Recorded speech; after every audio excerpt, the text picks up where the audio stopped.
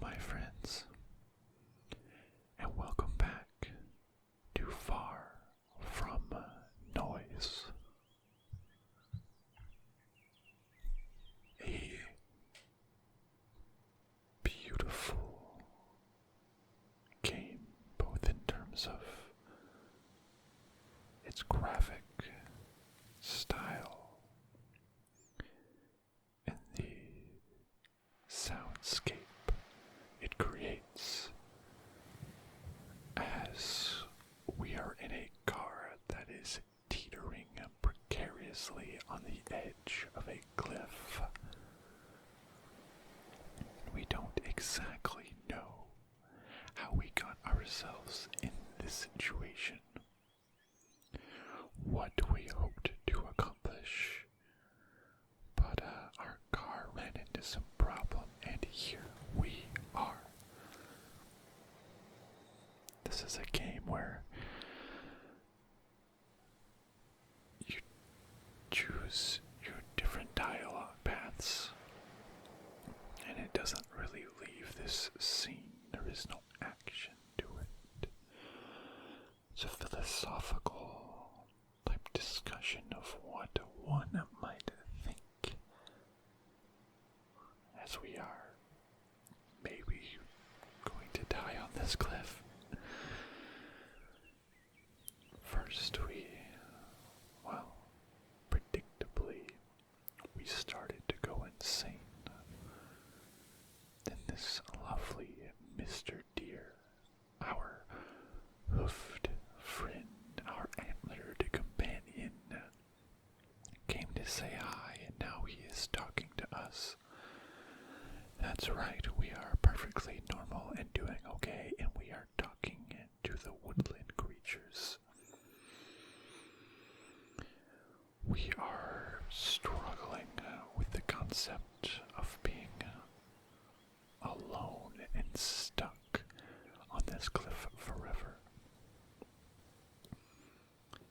while the deer is teaching us the difference from being alone and lonely. We asked the deer how he felt being alone and if he is lonely.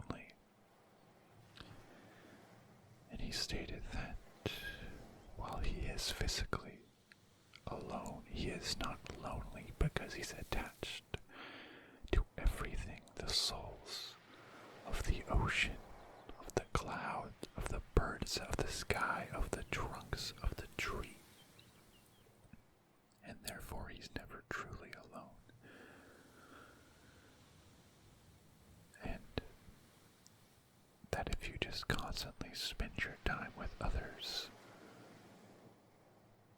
your soul is never your own. And that is where we are now. Let's continue this discussion with Mr. Deer. We're talking about basically being that, and he said that, but not all souls are tinged with the same hue.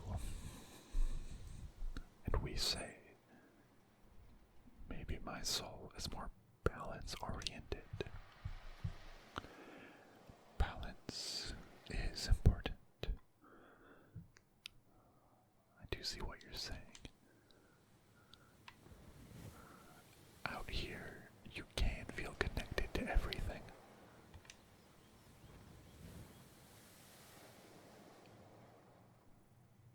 And remember, you exist.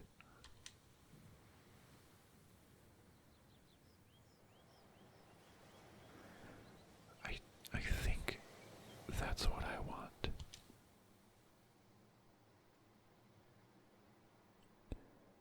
I'll try. What did bring you here? Will you tell me now?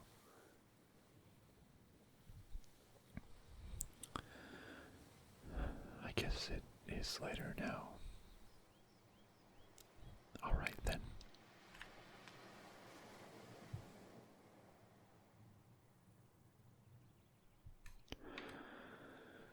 So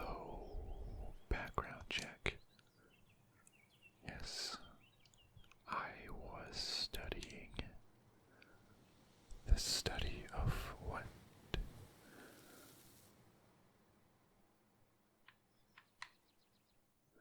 Marine biology. Fitting. The ocean. Sweet Mother Ocean. In all her kitties. Fish kitties.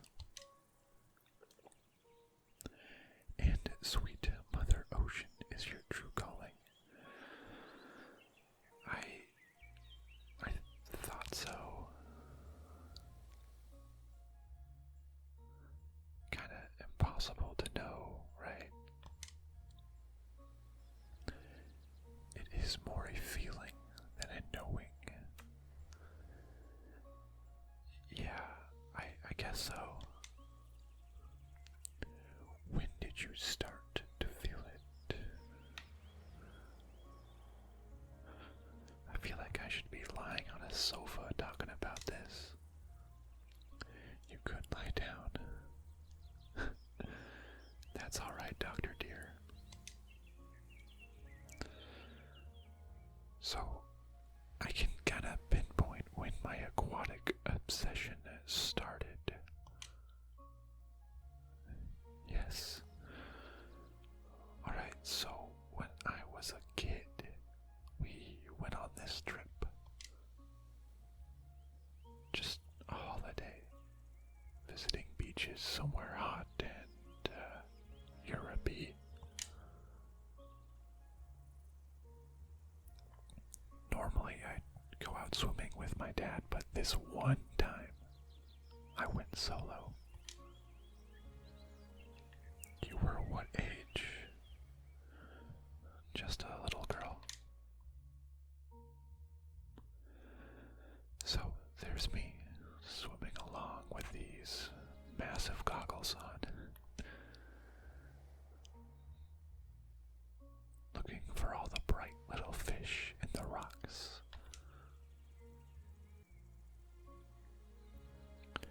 When I see these teeth sticking out from between the rocks.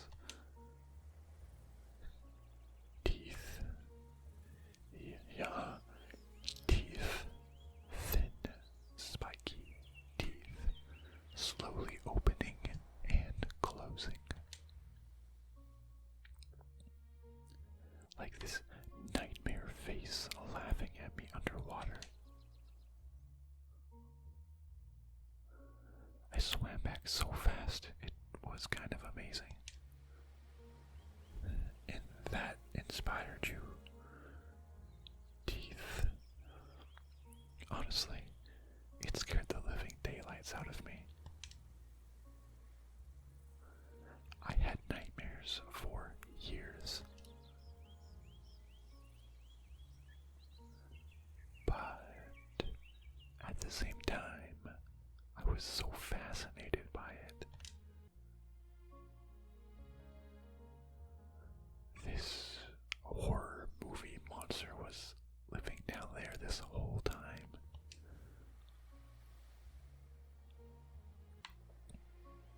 No one sees it. And for like the longest time, I couldn't stop thinking about it.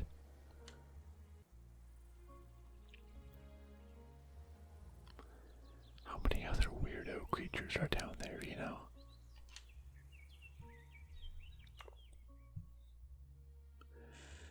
Did you ever discover what the creature was? I'm pretty sure it was an eel. They're totally harmless. In darkness, the most innocent creature becomes a hellhound.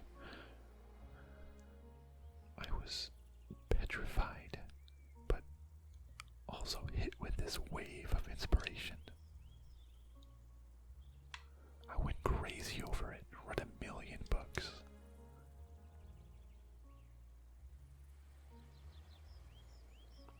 Totally obsessed over whales.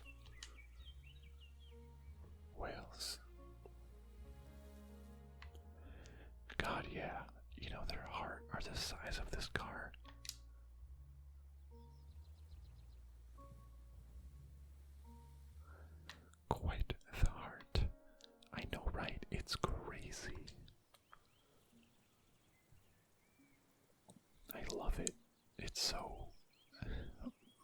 mysterious. So you dedicated your life in search of solving the ocean's mysteries. You could say that. I could. Well, I was studying all this. I see.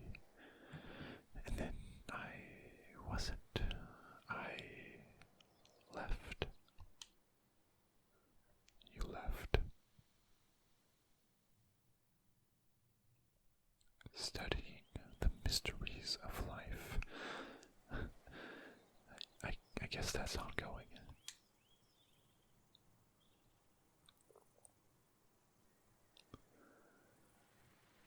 I left university.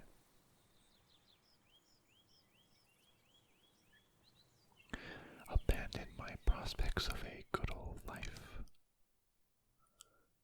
What led you to leave? I don't know. I just didn't feel like I could do it. Like, I'd waited for such a long time. And when it came, it was so overwhelming. It wasn't what I had imagined. And I didn't feel like I could do it anymore. Maybe I'm not smart enough. What if you never went? What difference would it make? What else am I gonna do? You would figure it out. How? Whatever you are meant to do would make itself clear. Fall off this cliff. Perhaps that is it. Why not make this meaningful? I can't just decide to give things meaning. Surely that is all you can do. Then everything is meaningless. It only means nothing if you deem it so. So it all meant me dying in a car. It all meant something. But for now, perhaps, it means watching the sunset on the edge of a cliff. What a beautiful sunset it is. Why did you come here? To see the waves and hope my life becomes clear. I thought if I looked out, I'd feel like everything matters. And does it? I don't know. It does not always work that way. I find some of the most important realizations come not in the moment, but after, in normality. When your mind wanders back to this place, then perhaps you will find clarity in clouded times.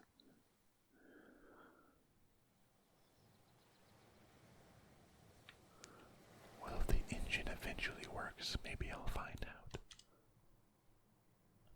Precisely. Life is not over, I suppose.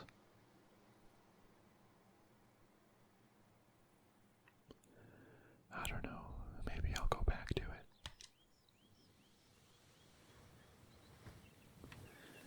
If I get the chance.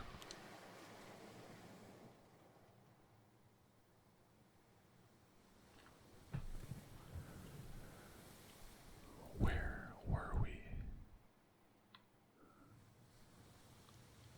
Death. Death. The end.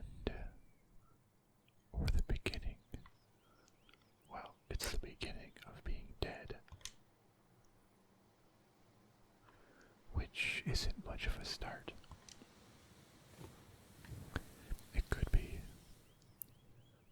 is to say. Who indeed? You are you like the angel of death or something? What do you think? I don't know what to think anymore. You're baffling, dear. Are you an angel? In every sense of the word, no.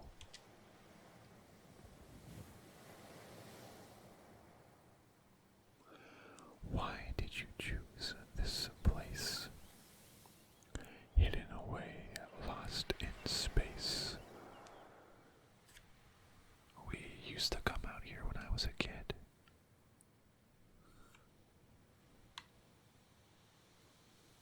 I used to love it out here. I would count how many faces I could see in the rocks.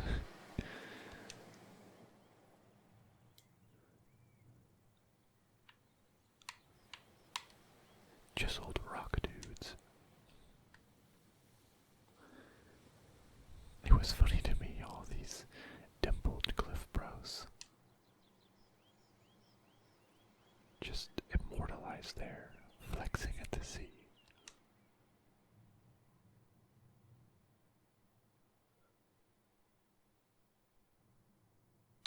There was something weirdly comforting about imagining them there. My unmoving boulder uncles always got my back.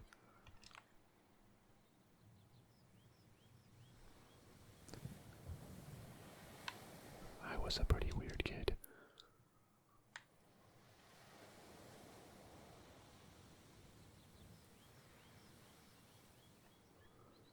Oh, hey, look at that squirrel.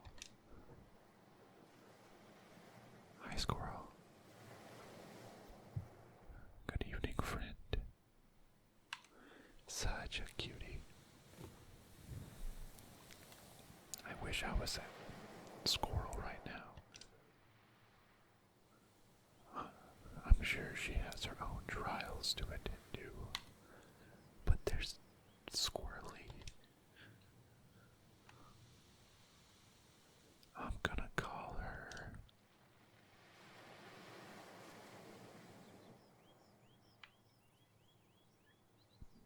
Meg. What if she already has a name?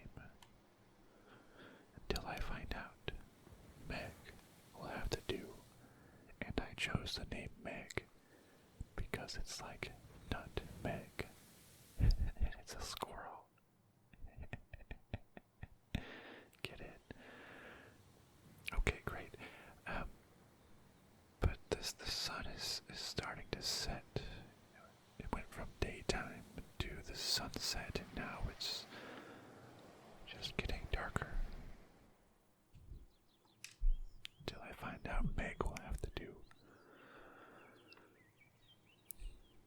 It's perfect, young Meg. So small, so carefree. The world is a playground built just for you.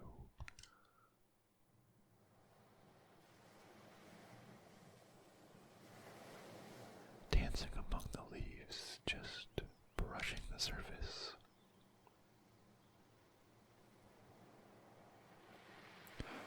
Squirrel, Meg. Oh, young Megan has come over to say hello. Hi, Meg.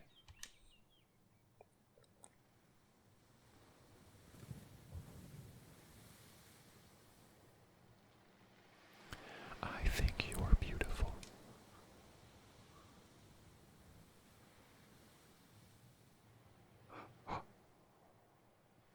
You're on my car, Meg. Oh, Meg, so zealous, so full of life. Have you come to whisper a secret? Is your voice too tiny for ears?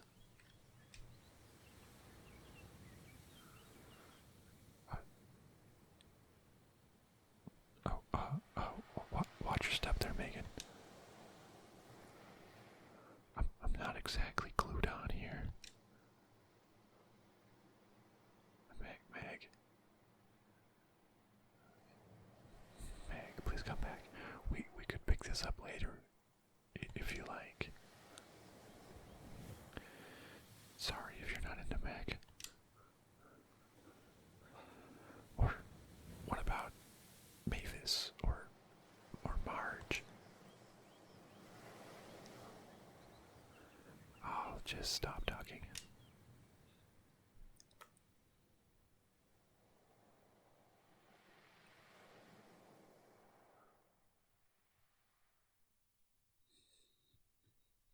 Just breathe.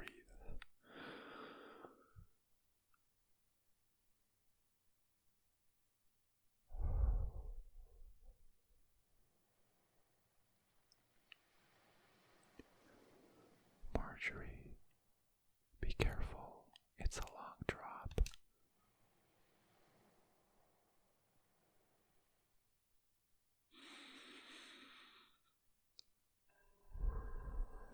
Uh-oh.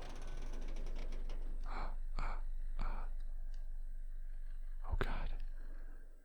The controller is rumbling. Okay.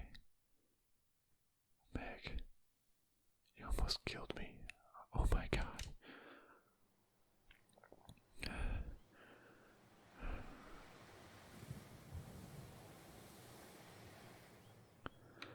I am so ready to get off this cliff.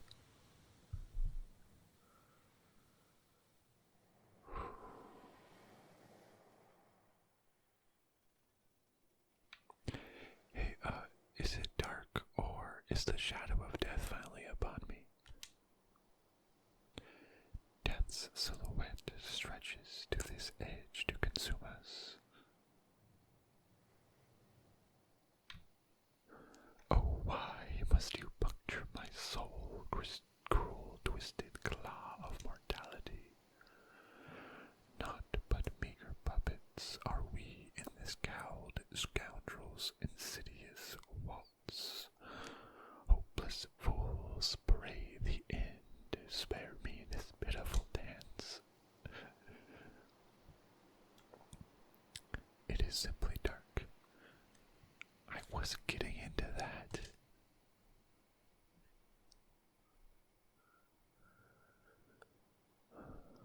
Oh man, look at the stars.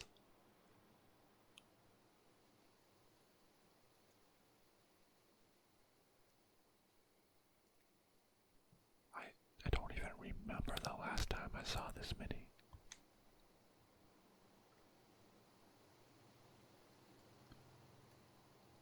I love stars. I love just staring into the night sky.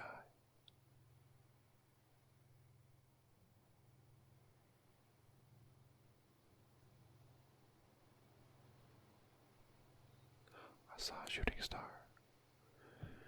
You never see the stars. Where I live, you're lucky if you see the moon. That must be isolating.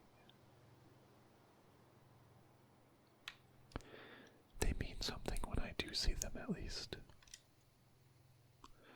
In days of absence, I will long for a night sky. Don't you ever find it a bit overwhelming?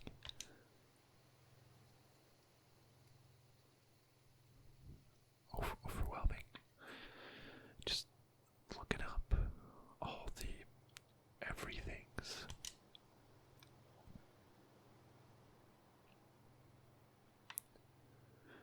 Billions of light beams glaring straight into my soul.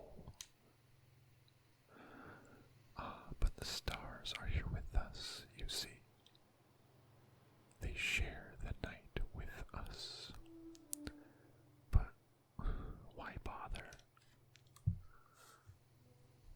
Why should it mean anything? They're too far away to matter.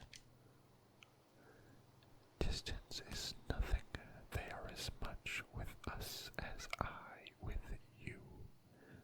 Think, does anything offer this same tranquility?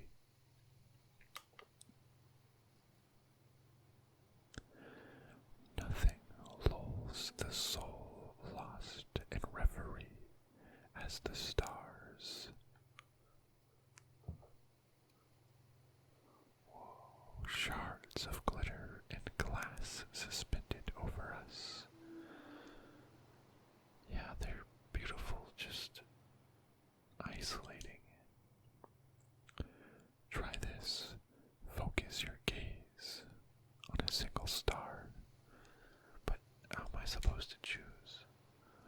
Choose the brightest. Okay. Let's pick one and focus.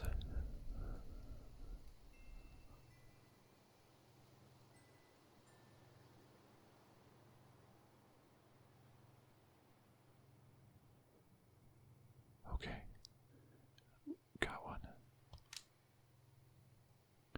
Consider the journey that lone flicker of light has roamed. A strand of sulfur weaves its way across a galaxy, streaming through celestial clouds, across the backs of shimmering worlds. A lone light finally finds itself here.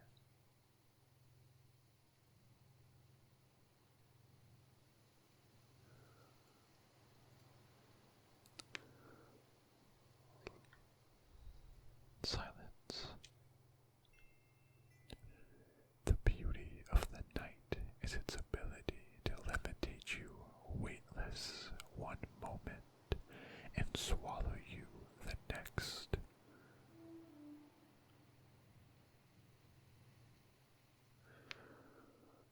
Oddly enough, it is actually nice being out here.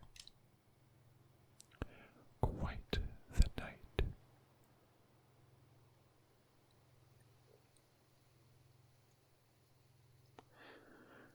Sure is. Wait, where's the moon at?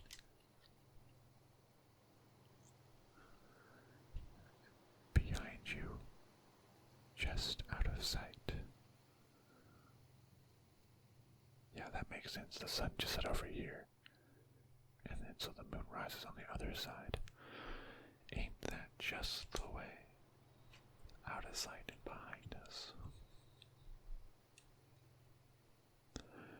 On countless evenings past, I have found myself here, gazing up at the moon, lost, weightless, suspended in time. All the while, the stag in the moon gazes back. The stag in the moon. The stag in the moon. You do not know it. I think you mean the man in the moon. The man in the moon.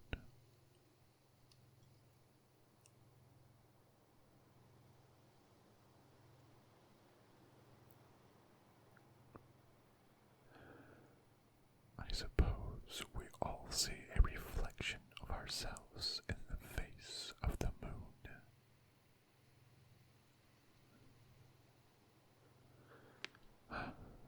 Maybe you're right. Perhaps. Oh, our headlights turned on. I wonder what the moon thinks of us. From up there, we must seem a mesmerizing unknown just the same. Maybe.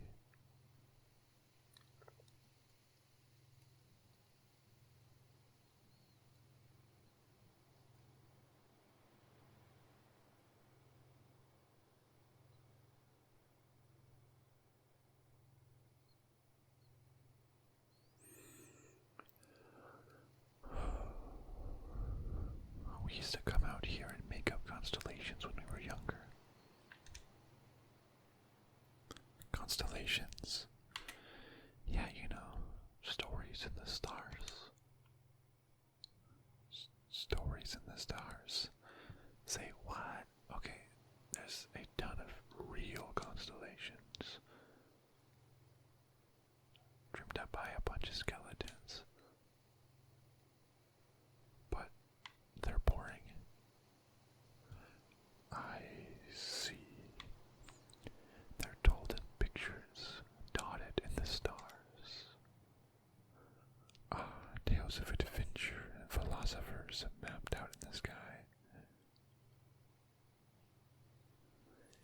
exactly. Let's see if I can remember any of ours. Direct your eyes to Zoe, the acrobat.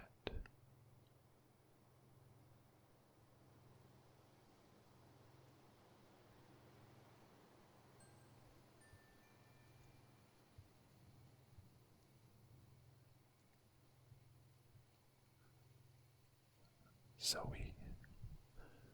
Zoe. The acrobat. The acrobat.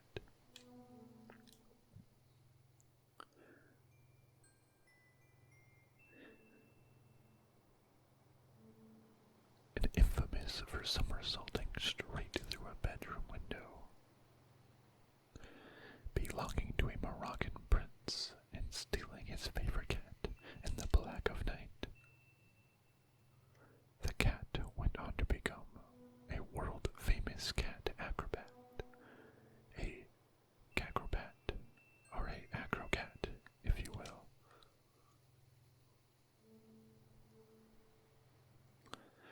And the prince, he became so sad that he jumped out of the same window 3 weeks later. How sad. That's life.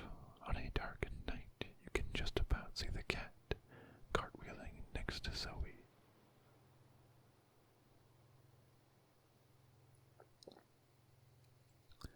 Haunting, isn't it just? What other tales are hovering above? Let me think. You've got Ralphie, the Argonaut.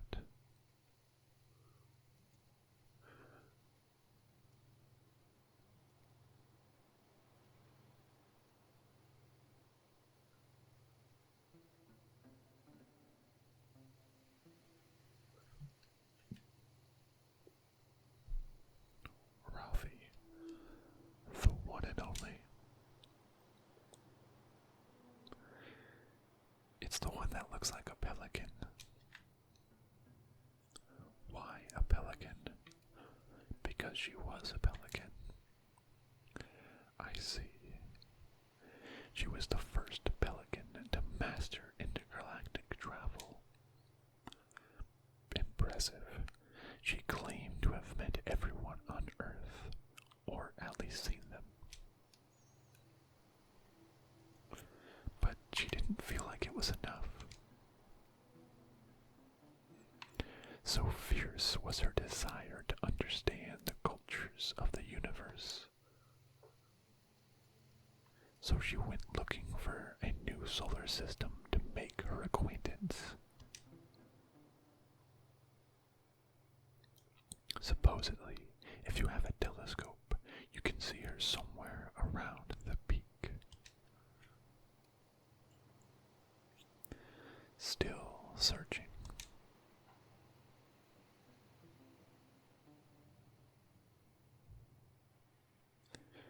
Beautiful.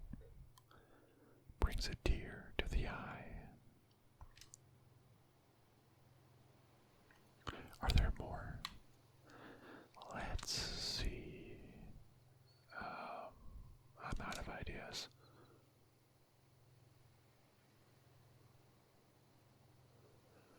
I see something.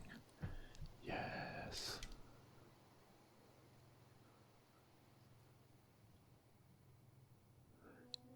Enid. Enid. Enid.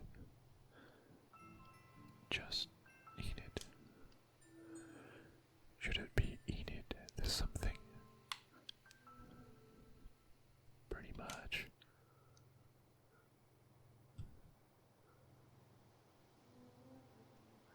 Enid the introspective. Of course. Yes, yes.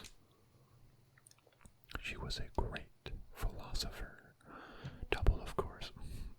Yes, yes. She was an expert in silence. Was she a monk? Perhaps.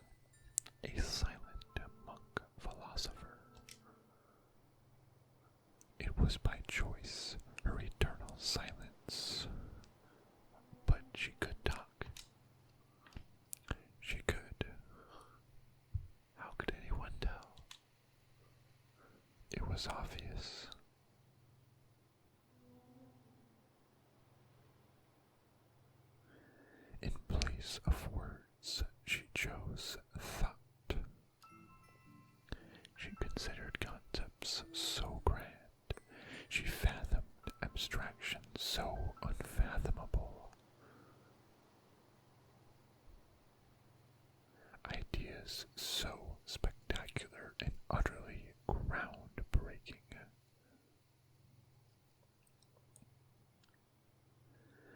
That one day she literally broke the ground and was swallowed by the resulting crevasse.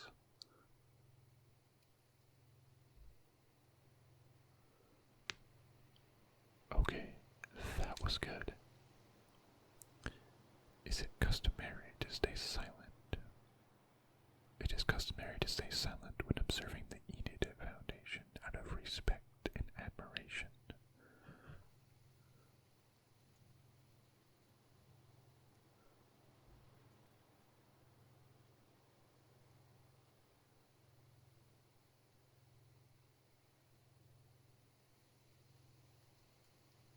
My bad.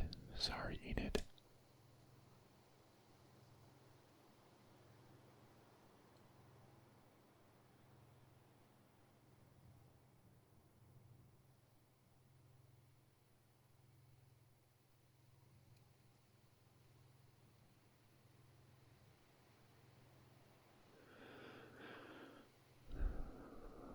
And after we've taken a moment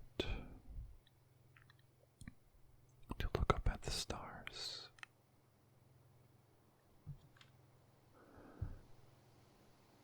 I think this is a good time to stop for this video, just for now. Won't be but a moment. When we return with Far From Noise, we've learned that we came up here just to get away from the world, really. And then our car got away from us, and then life may or may not have gotten away from us. As we sit here with our deer, we met Meg. Ah, she's so squirrely. We stared at constellations and